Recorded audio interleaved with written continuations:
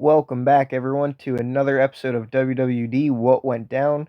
Today is going to be our third to last episode we do of the series. Unfortunately, the season is coming to an end. We only have 2 weeks left after this, but this was the kickoff to the playoffs.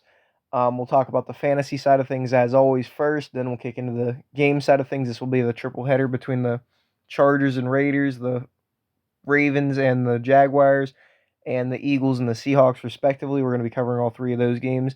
Like we've been doing over the past few weeks, making a big episode out of it. I'm not going to be covering the Saturday games just because there were three of them. And this would be a ridiculously long episode if I did that. But we'll kick things off with Big Yawners and Pussy. And I just want to point out, too, every single lower seed won. So every single game was an upset here.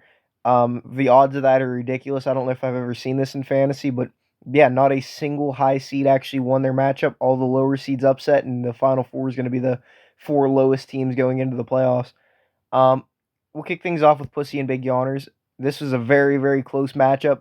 Um, Pussy was just beat to hell and back with injuries going into it. So was Big Yawners. This was basically an injury bowl. But yeah, overall, this could have been a lot higher scoring of a matchup. This is kind of just a situation where both teams are just beat to hell and back, and it's not even funny. But fortunately for Big Yawners, he was able to come out on top by a whole 3 points, not even a full four. Um, and this was probably, I think this was the closest game of the week. We'll kick things off with who Pussy had. Pussy had DeAndre Swift. DeAndre Swift went out there and actually had an okay game. He had 18 carries for 74 yards. Then he had 2 catches for a yard. That's a few points in the red. It's not bad, but it's nothing amazing.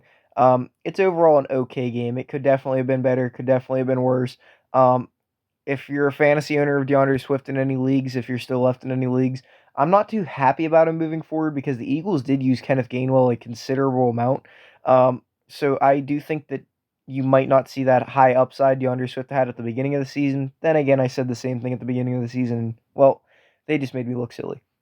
Um, then we'll go ahead and talk about Travis Etienne. Pussy had him. He did a little bit better than DeAndre Swift. Same thing. He went a few points under the projection, but to be fair, he was going up against the Ravens. Arguably his toughest matchup he'll have all season, if not definitely the toughest matchup. And overall, he just had a very tough matchup here. 10 carries for 31 yards. Couldn't get too much going on the ground. He had a few good catches to redeem his night, and then he also had 28 receiving yards as well. But overall, this is probably the toughest matchup he's going to have all season, and that's probably why you can see that he didn't have that great of a week. Um, but overall, it's not horrible. Uh, it's not horrible. It's not great or anything like that. I'd say it's still in the okay range. But given the fact that he was against such a good defense, I'd say that's actually pretty solid. Um, then with Pussy, he also had Derwin James. With Derwin James, he went out there and Pussy pretty much had a whole team of okay. Derwin James goes out there, has a 5 tackle game, another okay performance, goes a few points shy of the projections. A lot of these guys have been balling out and just all decided to just put up meh performances this week. Derwin James is no exception, had a few tackles, but that was about it. I will say this on the flip side of Travis Etienne getting the benefit of the doubt, the fact that Derwin James was on defense for like that entire game because the Raiders were just scoring points every 5 seconds and couldn't get any more than that.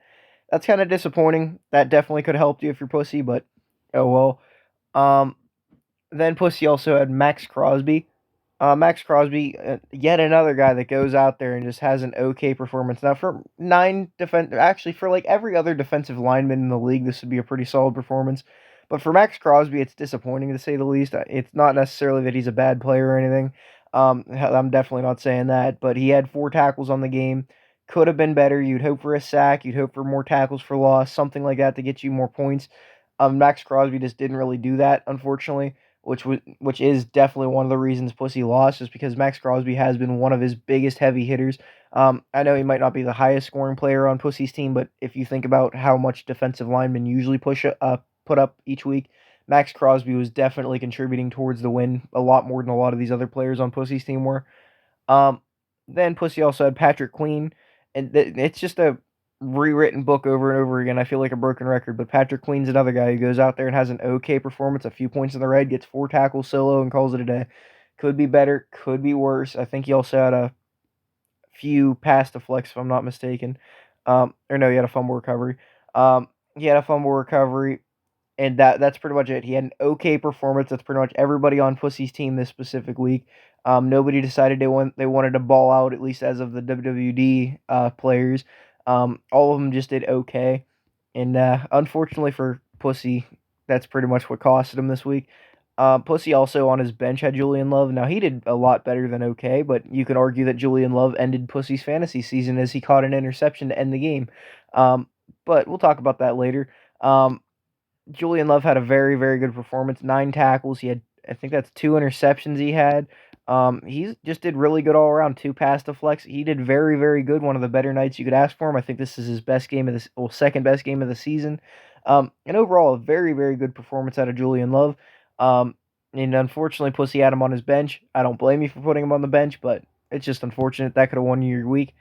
Um, then we'll take a look at big yawners. That's everybody Pussy had. We'll kick things off with big yawners with Trevor Lawrence. Trevor Lawrence is he's basically in the same boat where he did okay, but could have been a lot better. But I will give him the same benefit of the doubt I gave Travis Etienne. He was playing against a very, very tough Baltimore defense that was pretty much holding him back. He was missing Christian Kirk.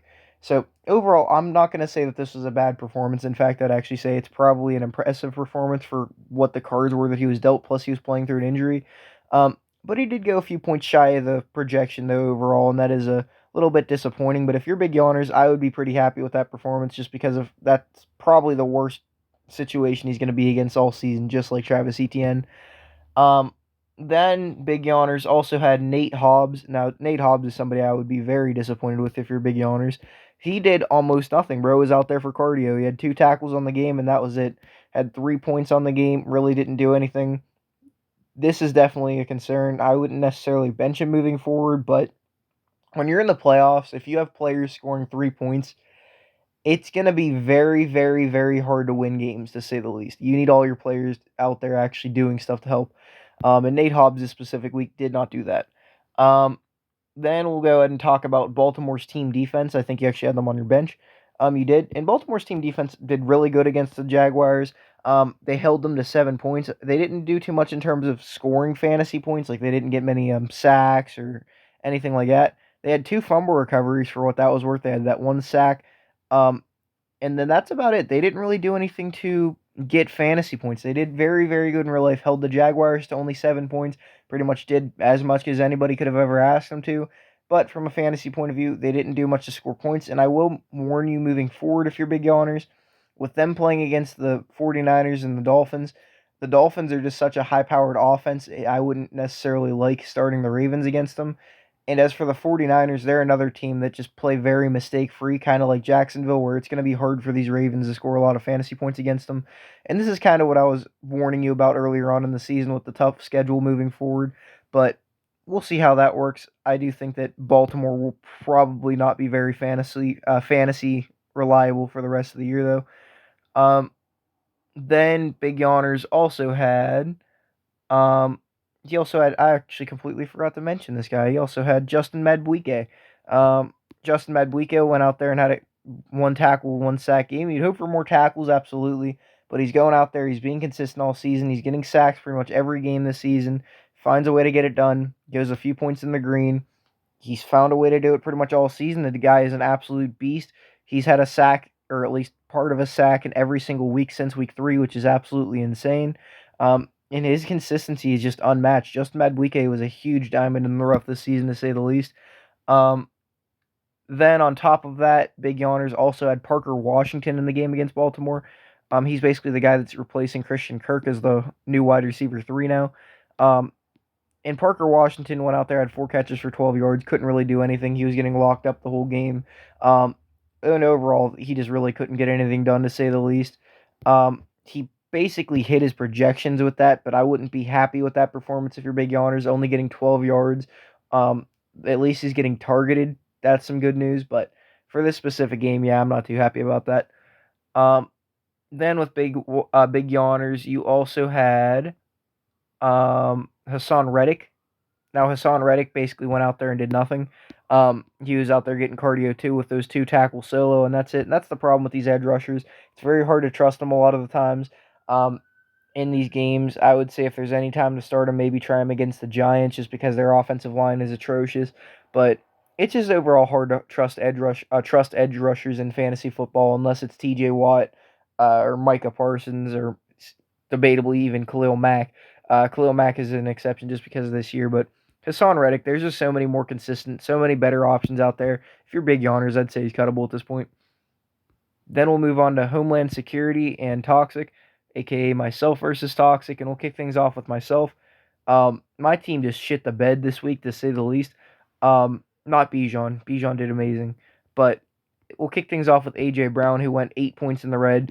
An overall okay performance for most people, but for AJ Brown, that's definitely a bad performance for how he's done all season. Had 5 catches for 56 yards, which isn't a horrible stat line, but like I said, AJ Brown is supposed to be one of the best receivers in the league and in fantasy football, so this is definitely a disappointment to say the least. Um, then I also had Tyler Lockett. Now Tyler Lockett had a bad game to say the least. He didn't really do too much. Um, he went out there, had 3 catches for 21 yards. Similar situation to Parker Washington, except I expect a lot more out of Tyler Lockett. The Eagles were missing a few cornerbacks, and overall, I don't think Tyler Lockett had a good excuse to not do good in this game, other than maybe Drew Lock was playing quarterback for him. I'm not too happy about him. I think Tyler Lockett might be on his way out of the NFL.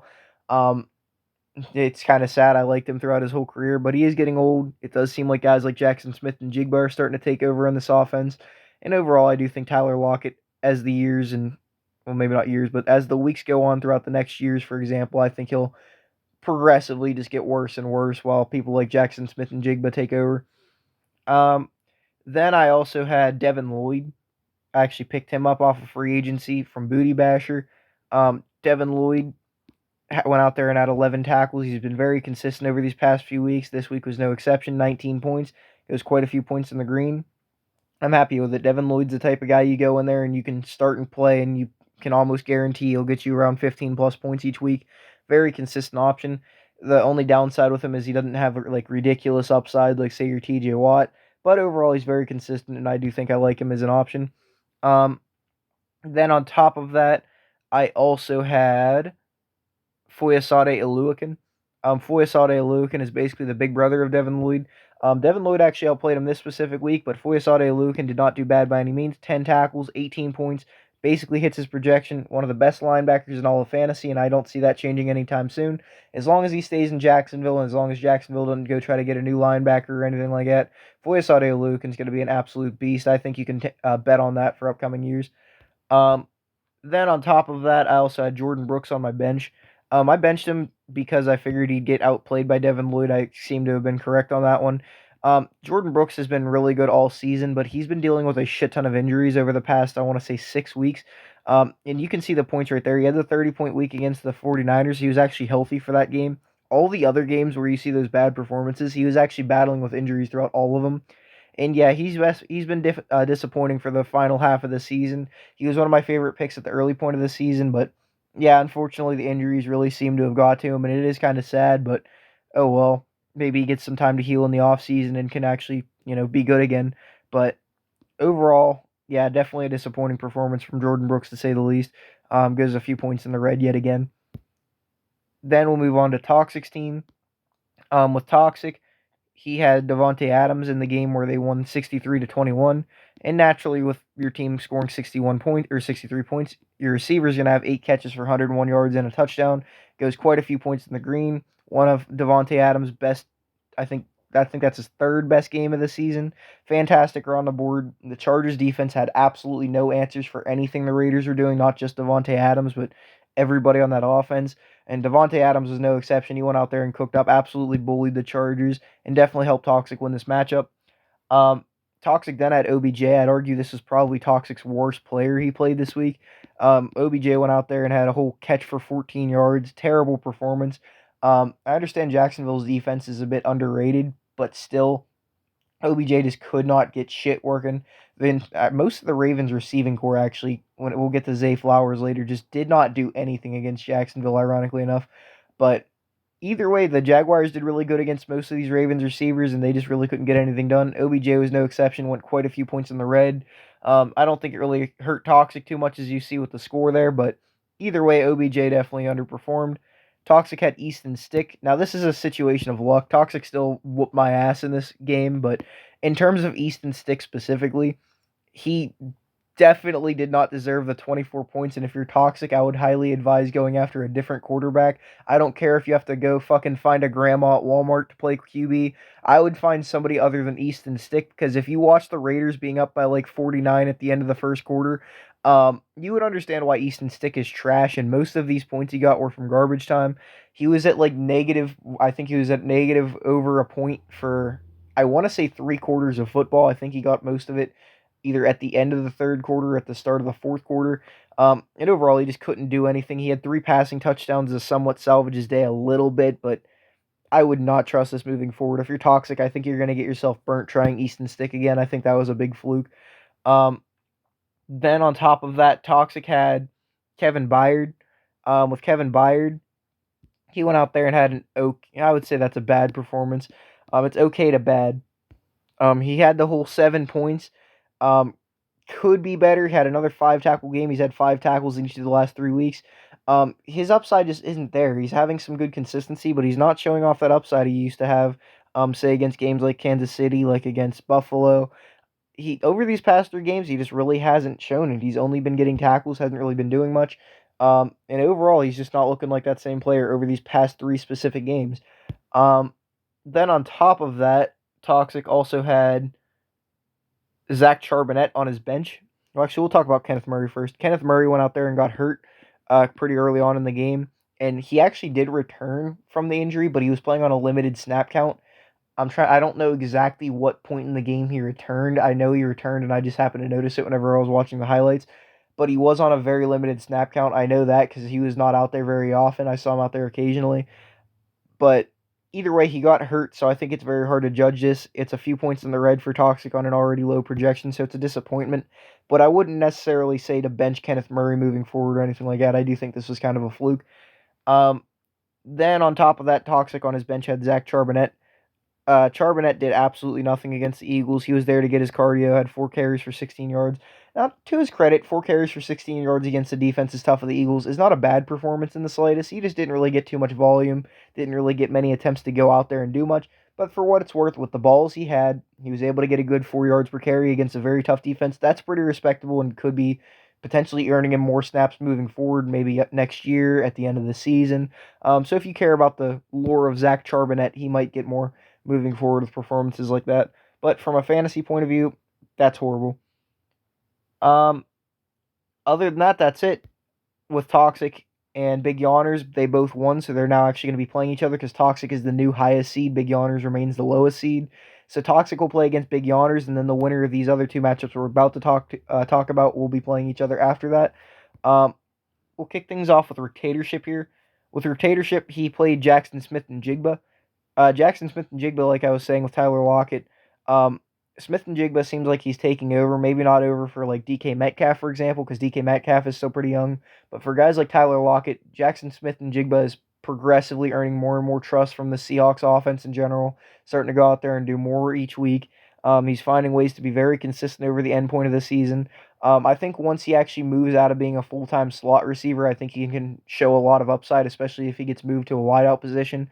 But for now, he had 4 catches for 48 yards and a touchdown. Would have been an okay night, but the touchdown makes an okay night a good night. And overall, it's a pretty good performance. He's been very consistent over these past few weeks. He's had 6 points as his lowest side, but you can look at the points here. He's basically Michael Thomas with actual upside. And overall, Jackson Smith-Njigba has really picked things up after the bye week this season. An overall solid option for fantasy moving forward, and I think Seahawks fans will be pretty happy to have him in the upcoming years. Um, then Rotatorship also had Kenneth Walker. Now, if Zach Charbonnet had an okay performance with his yards per carry, Kenneth Walker just bullied the Eagles defense, 19 for 86 yards, and then he also had that touchdown. On top of that, he had 3 catches for 26 yards. Fantastic night out of Kenneth Walker. He was returning from an injury. I didn't expect this. I thought he was going to have a pretty bad performance. Turns out he didn't. He did very, very good. And overall, Kenneth Walker did really fucking good here and helped Rotatorship secure his win over Booty Basher. This was actually clutch for Rotatorship and directly helped him win. Um, Same with Jackson Smith-Njigba. Rotatorship also had Philadelphia's team defense. Philadelphia's team defense had a situation kind of like Baltimore where their defense didn't play horrible. They did really well against the pass and Drew Lock, but they did struggle against that Seahawks run game. But either way, they held the Seahawks to 20 points, which isn't bad. but they just couldn't do much to get fantasy points. They had 2 sacks on the game, and that's just about it. They didn't really do anything else to secure those fantasy points. Didn't have a bad performance in terms of real life, but they really got to find a way to go out there, get sacks, get interceptions, get tackles for loss. Because yeah, in terms of this, the defense just really wasn't able to find that upside they usually do. Maybe they will moving forward with the Giants, but this is a little bit disappointing for your dictatorship. Just a few points in the red though. Um, then on top of that, Dictatorship had Roquan Smith he acquired in a trade. Roquan Smith went out there and had a very disappointing performance, had 10 points. Uh, that's very disappointing to say the least. I would say for most people it would be an okay performance, but for Roquan Smith, that's definitely a bad performance. One of his worst games of the season. He wasn't able to go out there and do too much overall. And yeah, Roquan Smith just really didn't make that many tackles happen. I don't think this is going to be a consistent thing moving forward. I think he'll go back to being pretty good, but this specific week was a down week to say the least. Um, then on top of Roquan Smith, you also had Bobby Wagner. Bobby Wagner went out there and did really good. Not 19 tackles, 19 points on the game with 11 tackles. Very good performance overall. He's getting tackles left and right. He's a tackling machine. Nothing has changed. He's been very good all season. This game was no exception. Yet another player that directly helped Dictatorship win this game. Um, then Dictatorship also had Keaton Mitchell, who actually got hurt and got put on the injured reserve, so he's done for the season, unfortunately. But for what it's worth, he did go a point in the green, was looking like a solid running back for Dictatorship before he got hurt, and was doing pretty solid against the tough Jaguars defense. Went 9 for 73, 2 catches for 15 yards. The yards per carry with this guy are amazing. He looks like he's a very, very good upsided running back for these Ravens. Definitely might even be the best running back on their roster, even better than guys like J.K. Dobbins potentially. That might be a hot take, but if I'm being honest, if I'm the Ravens with how much J.K. Dobbins gets hurt moving forward, I wouldn't trust him. And I do think Keaton Mitchell might be a sneaky option for fantasy next season if, say, Gus Edwards gets removed or something like that. Because keep in mind, he's been earning a lot of trust with a lot of Ravens fans and coaching. He's been doing very good this season, to say the absolute least. And other than that, that's all Dictatorship had, but he did win this very close matchup thanks to all those guys having a combined pretty good effort. Then we'll move on to Booty Basher. Booty Basher had um, Booty had Jalen Hurts, who pretty much went to his projection, had a okay game. He went out there and had two. I wouldn't say okay game in terms of real life. His game was ass. In terms of fantasy, he was able to make it work though. He threw 143 passing yards. He threw 2 interceptions, no touchdowns, and he also ran 13 times for 82 yards and 2 touchdowns. That's really where his fantasy upside came out. Hurts, I'm not gonna lie, has literally been playing like Justin Fields played like last season, which if you're an Eagles fan is not a good thing. All he's doing is running, running, running, running. He's completely ignoring open receivers pretty much every play. We'll talk about this a little bit more whenever we get to the game side of things. But Hurts is not looking like that elite quarterback he looked like last season, to say the least. And should the Eagles start losing offensive talent like offensive line or receivers or something like that, I think Hurts will really start to struggle here. But either way, the cracks are starting to slip with Hurts. Maybe he can fix it in the offseason or maybe by the end of the season. But for now, it's looking a little bit iffy. Um, then Booty Basher also had Dallas Goedert, who came back from an injury, I think, last week. And he goes out there and has another pretty okay performance. 4 catches for 30 yards. He also had a rushing attempt for a yard. Thank Christ for that 1 yard. He just had to get better than he had that last week. If Booty at this pace, he'll have 7.2 points in the next week. He's getting 10 points better each week. But either way, that's a little bit disappointing for Dallas Goedert. I'd say a lot of it is because Hurts is just not passing the football much. He's basically Lamar Jackson or Justin Fields if the memes are true. And definitely a few points in the red. You're not too happy with that if you're Booty. Um, then on top of that, Booty had Jacoby Myers. This is something Booty is very happy with. Jacoby Myers went out there. He had 12 passing yards, thank Christ, and he also had a passing touchdown. He also had 2 catches for 32 yards and another touchdown there. You would hope for more catches, more yards, but to be fair, the Raiders were up by like 49 by the end of the first quarter, so he didn't exactly have too much time to do much more. But for what it's worth, in the time he was out there playing as a starter, he did really, really good. And overall, he did pretty solid. Had those catches, had those yards, had 2 touchdowns on the game, whether it was through the air or through receiving. Very good performance for Jacoby Myers. Definitely not the reason Booty lost this game, to say the least. Um, then Booty also had Daniel Carlson. Daniel Carlson in that game made all 9 of his extra points. That's all he did is he kicked 9 fucking extra points. This is like some Madden level bullshit. 63 points against the Chargers. Can't really say much more. It's a solid game for kicking. Could be better, could be worse. My problem with it is he didn't kick any field goals, so that definitely hinders his upside. But at least he made all of his kicks. Can't really be much happier with that. Um, then Booty. These are the people that I would say lost Booty the league. To be honest, or the playoff games here. Booty had such a talented roster when it came to his offensive side of things, and then you look at his defense here. You got guys like Josh Sweat, for example. Um, Josh Sweat goes out there, has 5 points, disappoints yet again, has a tackle solo. I think he actually did have a tackle for loss up from it. But if he didn't get that tackle for loss, Josh Sweat would have been stuck at 2 points. Overall, there's a lot of better options even on free agency right now. Josh Sweat's just been an absolute stinker for the most part this season. Not the most part, but for a lot of games this season. Um, then on top of that, Booty also had Boye Mafe, who goes out there and does nothing, wasting your linebacker slot. He's just done nothing since week 10, to say the least. He's been horrible around the board. He occasionally had that upside at the midpoint of the season, but he just hasn't done anything over these past few weeks. And like I said, I do think this is the direct reason that Booty Basher lost, just because his defense just really was not good. Um, then Booty Basher also had Zay Jones on his bench. Zay Jones went out there and had an okay night against the Ravens, had 10.9 points overall. He went out there and had 5 catches for 59 yards. A pretty solid night overall. I'd say for Zay Jones standards against a very tough Eagles defense. Granted, they were missing a cornerback, Darius Slay. I would say this is a pretty solid performance. For a guy like A.J. Brown, this is a horrible performance. For a guy like Zay Jones, this is a pretty solid one, though. Um, then with Booty, you also had Daryl Taylor on your bench, and thank goodness he was on your bench. Just another defensive guy. I'm not even sure why you have him, to be honest. 4 points on the game. He had 2 tackles. That's it.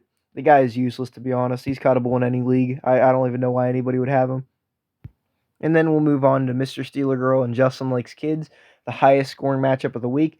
And it wasn't even close. This was two Titans just battling it out. Unfortunately, Mr. Steeler Girl just had probably the best game of his entire season. I could be wrong about that, but a fantastic performance. One of the best games of all of the entire season by any team, to say the least. And we'll kick things off with Mr. Steeler Girl. Ironically enough, the players I'm about to mention actually did really bad for Mr. Steeler Girl, and it was the rest of his team that did good. But either way, we'll kick things off. Zay Flowers did basically nothing against the Jaguars. He was out there getting cardio, had to catch for 7 yards. Definitely a horrible performance. You'd hope for more. And overall, the Jaguars just really shut down the Ravens receivers, like I talked about with OBJ. Then on top of that, you had Khalil Mack. Khalil Mack won a few points in the green for what it's worth, but didn't have any of that insane upside he's shown off this season. He did have the 3 tackles, and he also had the 2 tackles for loss. So he was able to at least salvage some good points out of it. It just can be hard to trust Khalil Mack just because of the amount of times he's had bad games, but he has shown some ridiculous upside to warrant you starting him overall. But I'm just not the biggest fan of him from a fantasy point of view. I wish he was labeled as a defensive lineman, seeing as he's an edge rusher. Unfortunately, he's considered a linebacker, which definitely hinders his value, in my opinion. Then you also had Robert Spillane. Robert Spillane, the former Steeler, went out there and had 8 points. An okay performance, 4 tackles. He also had I think that's a forced fumble as well. Could have been better, could have been worse.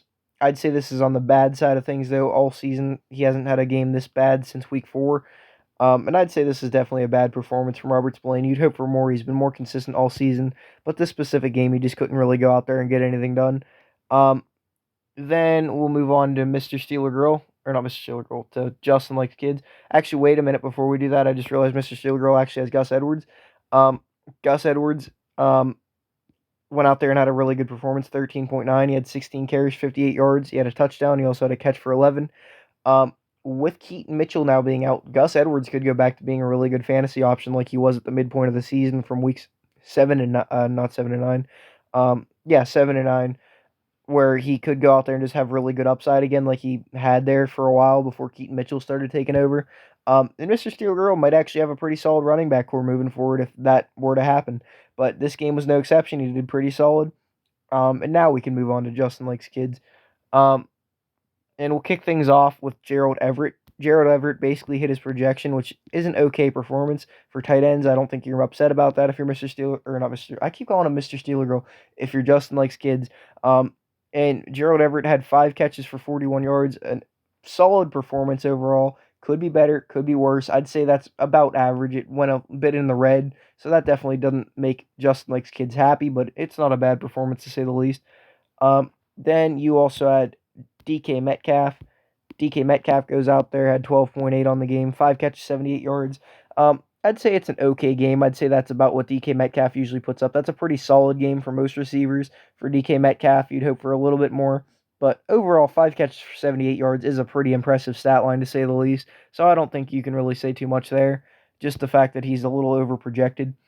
Um, then if you're I keep calling this motherfucker Mr. Steeler. If you're B-Dog, then you have Eric Kendricks. Eric Kendricks went out there and had a humongous performance, 30 points almost, 12 tackles on the game. He had a sack. He went out there and also had a pass deflect. He's doing it all. He also had a tackle for loss. A very, very good game out of Eric Kendricks. I think that might be his best game of the season. This is the upside I was waiting for out of Eric Kendricks that I kept warning people about throughout the season. And especially in games moving forward, what this tells us is look at what happened whenever Kenneth Murray was hurt. Should Kenneth Murray miss any game time in upcoming years with Eric Kendricks still being there, all of a sudden Eric Kendricks could turn into a fucking fantasy monster. Just remember that. Um, then on top of that, you also had Brandon McManus. With Brandon McManus, he went out there and only had one extra point because the Jaguars just could not score points. Overall, not his fault, but you definitely hope for more. And this is one of the main reasons, not main reasons, but one of the big reasons you lost, just because you lost out on a good 10 points there. Um, then you had the Chargers defense who did really, really, really, really, really fucking bad. Um, it was a disaster to say the least. They allowed fucking 63 points. They had one sack on the game. They just did not do anything. They did horrible, horrible, horrible. One of their worst performances I think I've ever seen of the Chargers, to say the least. And yeah, that was bad. I'm just gonna move on. That was terrible. Um, then you also had Reed Blankenship riding your bench. Reed Blankenship did okay. Just went a little bit over the green in terms of his projections. Had 6 tackles on the game. Pretty solid. Could be better. Could be worse. Overall, it's just an okay performance. So, it does seem like Kevin Byard now being there is taking away a lot of that upside he used to have. But either way, he is a pretty okay option in fantasy, to say the least. Now I guess we could talk about the game side of things. We'll kick things off with the Raiders and the Chargers. And you see it there, 21-63. The Chargers' 21 points did not come from skill. It came from them just bullying the Raiders in garbage time. But yeah, the Raiders just shit on the Chargers on an offensive side of things, a defensive side of things, special teams side of things. They were just better around the board, and the Chargers just got shat on. We'll kick things off with Easton Stick. Make no mistake about it, that stat line on paper seems pretty good. 23 for 32, 257 passing yards, 3 touchdowns, 1 interception. Make no mistake about it, that seems like a good stat line. If you watch him play, you would understand why this really wasn't. He just did horrible all game until the Raiders were already up by 49. That's when he kind of went out there and started picking things up a little bit. But either way, it was just horrible. Easton Stick just could not do anything in terms of the actual game before garbage time. At this point, the Chargers don't even look like they trust Austin Eckler. Austin Eckler had 5 carries for 9 yards and had 1.8 yards per carry. At this point, I can't even justify starting him in fantasy anymore. Um, Easton Stick had 2 carries for 11 yards, but the main guys running this ball were Isaiah Spiller with, not Isaiah Spiller, I think it's Isaac Spiller. He had 16 carries for 50 yards, getting 3.1 yards per carry.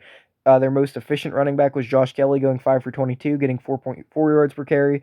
But if you're an owner of Austin Eckler, or if you like him, I think his time might be done, at least for the Chargers, because, yeah, they don't even trust him enough to be the main starter anymore when it comes to this running game. And that's definitely concerning if you're both a Chargers fan or if you're an Austin Eckler owner, like I said. In terms of the receiving, the number one receiver was actually Gerald Everett, getting those 5 catches for 41 yards. The number two receiver was Josh Palmer, getting 4 catches for 113 yards and a touchdown. Very good performance out of him. You'd hope for more catches overall, but yeah, the Chargers really couldn't get much going on the air, to say the least. Austin Eckler still had some okay catches when it came to his receiving game, 4 catches for 29. Quentin Johnston, the rookie, went out there and decided to finally do something. He had 2 catches for 23 yards and a touchdown, which still isn't great, but at least he got a touchdown this time. Jalen Guyton had 2 catches for 19 yards. Stone Smart, 3 for 15. Austin Erickson had a catch for 13 yards and a touchdown. Josh Kelly had a catch for 6. And then, yeah, this was just horrible by the Chargers. In terms of the defense, pretty much their shining star was Eric Kendricks, who had 12 tackles and a sack. I don't know exactly how to pronounce that guy's first name, but Johnson had 8 tackles on the game. You had Michael Davis get 6, Derwin James get 5. Khalil Mack with 3, Antoine Gilman with 3, Sebastian Joseph Day with 3. Um, Other than that, there really isn't much worth mentioning in terms of the defense. The defense just did horrible. Everybody did horrible on this team. It's just it's just not good. We'll move on to the Raiders. Um, the Raiders had Aiden O'Connell go 20 for 34, 248 passing yards, 4 touchdowns. This on the flip side of Easton Stick was a very good game. He found his open receivers pretty much all game, did pretty good. Overall, this specific game, Aiden O'Connell does seem like he's getting better, but I don't know how much I trust him moving forward. This specific game was very good, though. Jacoby Myers even went out there and went 2 for 2, getting 12 yards and a touchdown. Dude had a perfect passer rating.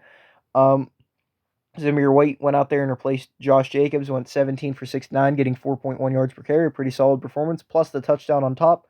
Overall, pretty good performance for him. Amir Abdullah shared snaps with him, getting 6 carries for 32. That was pretty good for him. I think it's Blake Bolden, if I'm not mistaken, had 2 carries for 25 yards and a touchdown as well. And overall, it was a very split backfield, but all of them did really well against the Chargers. In terms of the receiving, Devontae Adams bullied the Chargers, getting 8 catches, 101 yards, and a touchdown. Tyrus Tucker, I think is his name, had 3 catches for 59 and 2 touchdowns. They had Michael Meyer get 4 catches for 39 yards and then a touchdown. Jacoby Myers 2 for 32 and then a touchdown. Zamir White had 3 catches for 16 yards, and then Amir Abdullah had 2 for 13. It was just ridiculous how easy everybody on the Raiders could just go out there and bully the Chargers. In terms of the defense, the main tackler was Divine Diablo with 12 tackles on the game. Then you had Jack Jones go out there and get an interception with 5 tackles. You had 2 sacks for Mike Coons. Other than that, well, you also had a sack for Josh Tillery. Other than that, there's not really much to mention here. The Raiders didn't have their big players like Max Crosby going out there and doing much just because they were already bullying by so much. They didn't really need to. Um, Other than that, I think that's about it for this game. We're going to move on to the next game. We'll kick things off with the Ravens and the Jaguars. Final score is 23-7. A very defensive battle, even though the Ravens won this game by a lot. I will say I think that's a misjustice. I will say this game was a hell of a lot closer than the points said. It was a very defensive game. Both offenses were struggling for the majority of the game. Both offenses showed their upside, but the defenses overall, this was a very big defensive matchup. The Ravens ended up winning it just because they're the more consistent, less beat up team right now. We'll kick things off with the Ravens side of things. Lamar Jackson went 14 for 24, 171 passing yards, a touchdown, and a pick. Not a great game at all. He really struggled in terms of the air. Definitely could have been better, but yeah, definitely not a good performance from Lamar Jackson through the air. The good news is the Ravens were able to find a really strong run game with Lamar Jackson going 12 for 97, getting 8.1 yards per carry. Keaton Mitchell decided to follow suit, getting 9 for 73, maintaining that 8.1 yards per carry. Gus Edwards went 16 for 58, getting 3.6 yards per carry, and then he also had a touchdown on top of it. Justice Hill had 5 runs for 23 yards and then 4.6 yards per carry. Overall, the Ravens' running game is what I would say won them this game, to say the least. It was a lot better than the Jaguars was overall, and they had multiple guys to go out there and do it. Second year man Isaiah Likely replacing Mark Andrews had a pretty good night. 5 catches for 70 yards and a touchdown. Rashad Bateman had the second best receiving night, 3 for 39. Keaton Mitchell had 2 for 15. Everybody else just didn't do shit. You had OBJ get a catch for 14. Gus Edwards get a catch for 11. Zay Flowers get a catch for 7. The Ravens receiving corps just could not do anything against this Jaguars defense. And speaking of defenses, the Ravens defense had Kyle Hamilton, the main tackler, with 7 tackles. Roquan Smith, the second, with 6. You had Marcus Williams with 5, Marlon Humphrey with 4, Patrick Queen with 4, Odafe Owa with 3, Brandon Stevens with 3. You had Justin Madubuike go out there and get the lone sack. Other than that, it was just teams that were just forcing 3 and outs for most of the game. And there wasn't really too much to it. Other than the 1 sack you had Justin Tucker go out there and get 3 field goals as well. But other than that, there wasn't really much to mention in terms of the Ravens on that. Then we'll move on to the Jaguars. Trevor Lawrence went 25 for 43, 264 passing yards and a touchdown. It's an overall, I would say this is a solid performance just given how tough the Ravens defense has been all season and the fact that they are so beat up in terms of their offense. So I'll give Trevor Lawrence the benefit of the doubt and say that this was actually a solid game, even though he missed quite a bit and the offense did struggle. In terms of the run game, Trevor Lawrence was basically the only guy who could do anything. He had 4 carries for 41 yards, which is pretty impressive. Travis Etienne had 10 for 31. That's pretty bad. Could have definitely been better. Granted, it is a very tough defense they played against. And other than that, yeah, there was just nothing going on in terms of that run game, and that's why I'd say they lost this game. In terms of the receiving, the number one receiver was Zay Jones going 5 for 59. Second was Calvin Ridley going 5 for 39. Third was Travis Etienne and Evan Ingram tied for 4 for 28, respectively. You had Parker Washington get 4 for 12. You had Jamal Agnew have two really nice catches for 70 yards and a touchdown. And then you had Luke Farrell also get a catch for 28 yards. That was a pretty big play. Um, then in terms of the defense, I think it's Andre Wingard went out there and had, or it's either Andre or Andrew Wingard went out there and had 11 tackles on the game. Devin Lloyd had 11. Foyesade Alukin with 10. Rashawn Jenkins had 6, a sack, and an interception. This is the upside I was waiting for pretty much all season with him on my team, but he found it finally, to say the least. Trayvon Walker went out there and had a sack. Adam Gotsis had a sack as well. Other than that, there wasn't really much to mention here. The Jaguars just could not get anything going. It was a very slugfest fest type game, where the run game really seemed to control who won, and the Ravens definitely had the better run game in this specific game, and that's why they won. And we'll finish things off with the Eagles and the Seahawks. This is another situation of teams dealing with stupid situations, whether it was Jalen Hurts dealing with injuries, whether it was the fact that their linebackers are all beat to hell and back, whether it was the fact the Seahawks were missing Geno Smith. This was just a game with two teams that were missing quite a few key pieces, that made it a big struggle for them to get points or do well overall. Now, the Eagles were winning for 90% of this game. The Seahawks just had a very last minute touchdown drive followed by an interception that really clutched up and won them the game. But the Eagles were winning this for 90% of the game, so I will say the Eagles probably would have won that game 9 times out of 10. But this was the 10th time, unfortunately, and the Seahawks were able to pull off the upset.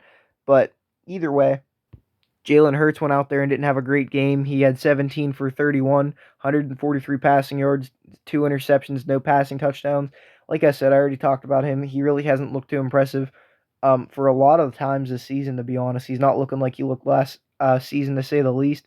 From a real life point of view, he might still be good in fantasy, but from a real life point of view, he really is just not performing like everybody expect him to. In terms of the run game, he did great, though. 13 for 82 and 2 touchdowns. Fantastic night on the ground. Same with DeAndre Swift, 18 for 74. Very good night for him. Kenneth Gainwell went out there and started eating a fourth of DeAndre Swift's carries, though, 6 for 21. Dallas Goedert even had a run. Then A.J. Brown went out there and had 5 catches for 56 yards. Devontae Smith had 5 for 50. Dallas Goedert had 4 for 30. Julio Jones had a catch for 6. You had DeAndre Swift get 2 catches for 1 yard. And overall, there was nobody that really stood out in terms of the receiving core here. In terms of the defense, the best tacklers were Nicholas Morrow with 8. You had Sean Brown get 6. Reed Blankenship with 5. James Bradbury with 5. James Bradbury was fucking burnt toast that game. He was getting cooked up by everybody. The Eagles cornerback, that is. Then you had Fletcher Cox and Jalen Carter each go out there and get a sack. If there's any upside for the Eagles, it is the fact that Jalen Carter is looking pretty damn good. Other than that, that's about all there is to say about the Eagles specifically. They were just kind of a mess for most of the game, but they were still winning. But they just couldn't get it done when it counted, and it costed them the game. Then we'll move over to Drew Lock and the Seahawks. Drew Lock went out there, went 22 for 33, 208 passing yards and a touchdown. Could be better. It was a very safe game he played for the most part, just trying to be mistake-free. It wasn't a great game. He was against a very tough defense, but I'd say it was okay. I'd say it was okay, plus give him some brownie points for the fact he was playing against a tough defense. But overall, he did have a really good running game to work with. He had really good receivers to work with. And overall, I do think that I wouldn't credit Drew Lock for this win, to say the least. I think he did his job, and that's about it. I don't think he did horrible or did great or anything like that. Kenneth Walker had a really good night on the ground, same with Zach Charbonnet. Kenneth Walker, 19 for 86 and a touchdown. Very good performance there. Zach Charbonnet, 4 for 16. Very good performance there. Drew Lock got tackled for a loss for 2 yards. Other than that, there wasn't much worth mentioning on the ground. DK Metcalf was the best receiver, 5 for 78. Jackson Smith and Jigbo was 4 for 48 and a touchdown. Tyler Lockett, 3 for 21. Kenneth Walker, 3 for 26. Noah Fant, 3 for 16. Will Dissly, 2 for 9. Then you had Cody Parkinson, had a catch for 6 as well. Or I think it's Colby Parkinson. You had Josh Bobo get a catch for 4 yards. And overall, it does seem like Drew Lock does spread the ball around a lot more than Geno Smith does. Geno Smith has a bad habit of tunnel visioning certain receivers every game. That's just something he's done for a while. Even whenever he was playing at his best last season, that's how teams would beat him, is by reading his eyes and just seeing which receiver he was focusing on that game. He does it a lot, but either way, this was a game about Drew Lock, and he did spread the ball around a lot. Compared to Geno Smith, you had Bobby Wagner go out there, get 11 tackles. Quandre Diggs had 7.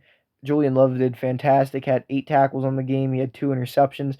Fantastic game there. Leonard Williams had 5 tackles. Jordan Brooks had 7. Uh, then there's Trenton Brown had 6. I think I don't know what Jackson's first name is. I think it might be Mike, but I don't know. Other than that, there wasn't really much to mention from the Seahawks defensive side of things here.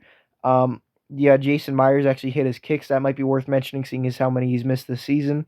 But I think that's about it. I don't really think there's much else to cover here. It was a very big upset. The game ended on a huge interception here, which helped out quite a few teams like Dictatorship and Big Yawners and hurt some other teams like Booty and Pussy. But either way, I hope you guys enjoyed watching. I don't know if this is going to be the last video you watch, because some of you did get eliminated from this. But like I said last time, if this is the last time you're watching, I hope you guys enjoyed the league, and I hope you return next year, and I'll catch you guys later.